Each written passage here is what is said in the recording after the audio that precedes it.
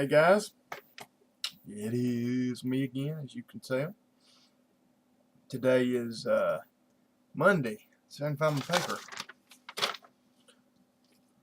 Monday, June the 6th, looks like. Day 157 on Project Serve Him More. So, let me get comfortable here, guys. I've been sitting a certain way, I guess. It's got my it's got the back of my leg hurting here the way I've been sitting. So I'm trying to get comfortable. But anyway, yeah, like I said, it's good to be here tonight. I hope everybody's doing good. I'm gonna have to get situated here. Hope everybody's having a good day and night. Let's see. I hope everybody has. If you've not seen it yet, when you see this, go look at my sunset vid that I made. It's just 40-some seconds long. I stepped out of the house this evening and just glanced outside and just noticed that the sunset, the sun had just went down. I don't actually get any video of the sun setting. The sun's already down by the time I get out there, but it was just so beautiful. So I went out there and took a little bit of a video. Another reason I did that, I know some of you guys are probably wondering why, did a 40-some second video. I got my flip camera out this evening, and I also got my Fuji Fine Pix camera that I use some out. And I actually did that video with two different cameras. And then I uploaded them to the computer, and I wanted to see which one put out better quality. And the one that you seen was the better quality. That was actually the Fuji Fine Pix camera. So that's the one that I ended up uploading. So, I was just kind of testing that, see which camera actually had better quality, and I wanted you guys to see it too. I mean, I thought it was beautiful, and really the video still does not do it justice. I know most of you guys know that. It just didn't do it justice, but it still come out pretty good. But anyway, guys, like I said, I just want to let you know about that. Let's see. There's not much to tell, guys. The Lord's blessing us right now beyond belief with our business, which, I mean, that's the thing about it. He always does it. When we're sitting here not making a dime and we think we're going to starve to death, guess what? He's still blessing us beyond belief. But, you know what I'm saying. And I always want to reassure people that I know that, because me and one of my buddies talked once, and it's a sad but truth. He was talking about once he seen all these cars around here. He said, have you ever noticed, they make these license tags that just say blessed on them, and I know you guys have seen all of them. And he said, have you ever noticed that most of the vehicles you see with these blessed license tags on them are, $35, $40, $45, $50, $55, $60,000 vehicles? They're people that owns them, that drives them, that maybe they own a business and they make all kinds of money, or it's a wife that's a school teacher and the husband's a coal miner, or the wife's a nurse and the husband's a coal miner.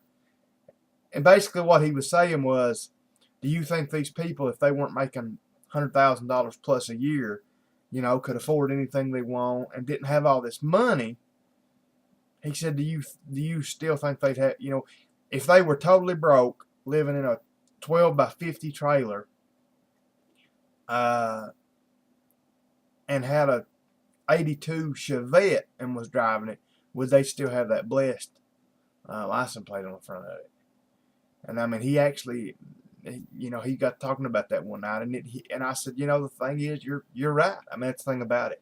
The sad thing about it is, and I'm not, some people, and that's the way we got to be. We got to feel like we're blessed from the Lord, and let everybody know that we're blessed, no matter what we've got, no matter what's going on in our lives. And most people, though, that's not the case. I've seen people that when things were going good and they had plenty of money and everything else, had a good job, they were just, they were, so close to the Lord. And then something would happen. Usually it was something to do with money. Usually it was job related. I've seen people lose their jobs or lose their business or something like that happen. and they just go from being, you know, at least the portrayal of them being right next to the Lord and just, you know, to just walking away from God just because they didn't get what they want. So we got to make sure that we don't do that. So that's the reason I always try to say, you know, I mean, our business is booming right now. I mean, it's just, we can't do it all. I mean, just literally cannot do it all right now. We are just, I mean, we're just crazy busy. I mean, probably some of the busiest that I've ever seen us. But I know come September, it'll, you know, it'll slow down. So, but you know what? In September, I'll still be blessed by the Lord. In November, in December, in January, I may not be making the money, but I'm still blessed. So, you know, that's the way I always try to look at it. Anyway, guys, let's get to the important thing tonight. I just kind of, I don't know why I got into that, but Luke chapter 21, verse 11. So here we go.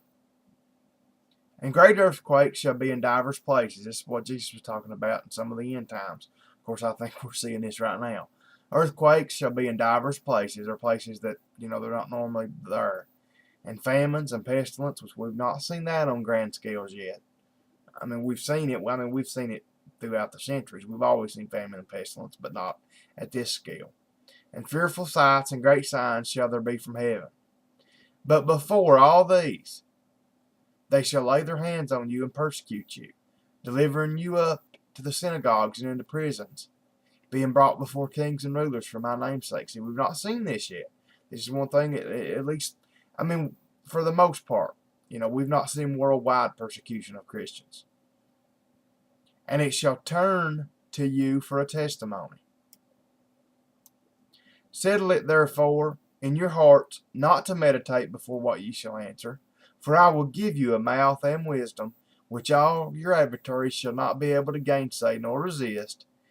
And ye shall be betrayed both by parents and brethren, and kinsfolk and friends, and some of you shall they cause to be put to death. Jesus is saying some of you are going to die. And ye shall be hated of all men for my name's sake. But there shall not an hair of your head perish.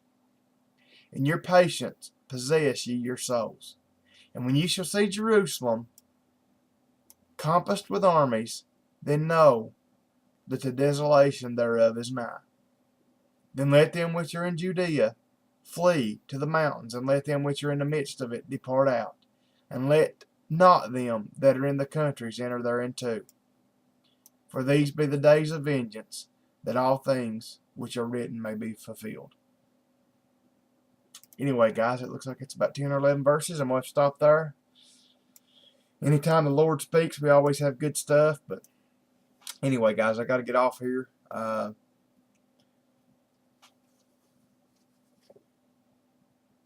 I'm still looking for a way, guys, to compress my videos to try to make them make the files smaller so they don't take as long to upload.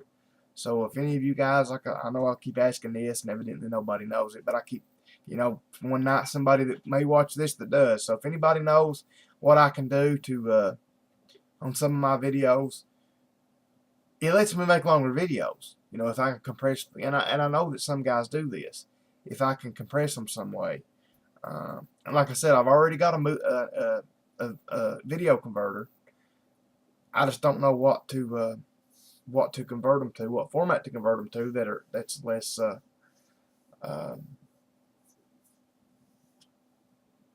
less size, you know, less megabytes. So anyway, guys, if any of you know that, just let me know.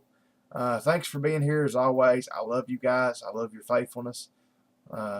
And I know, you know, you're not being faithful to me. You're being faithful to the Lord, and that's the important part. Pray for me, guys.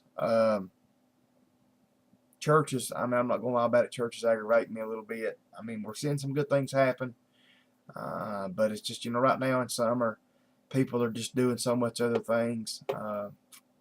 This last weekend, we had 21 people there, and out of those 21, I think 5 or 6 of them was our old pastor's wife, her family. Some of her family came in, and that was them.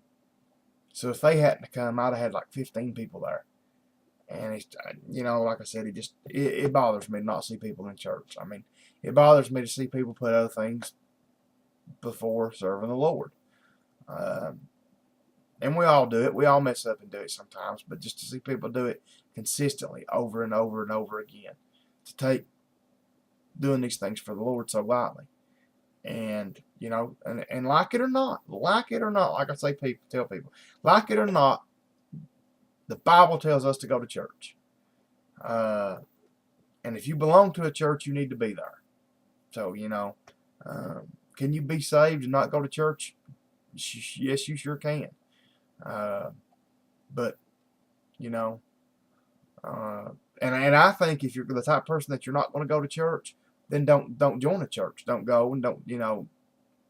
I'm just saying, you know, if you belong to a church, you need to be there, you know, to support the church, support the pastor, let him know that you care enough about the job he's doing and the job the church is doing for the Lord, that you care enough to show up and support it. So anyway, guys, I don't want to get on that rant, but just pray for me about that. I'm not gonna lie, it's been bothering me here lately, and you know, I need some help with it. So anyway, just pray for me on that, guys. Good Lord willing, I'll be back here tomorrow night. So until I see you guys again, good night and God bless.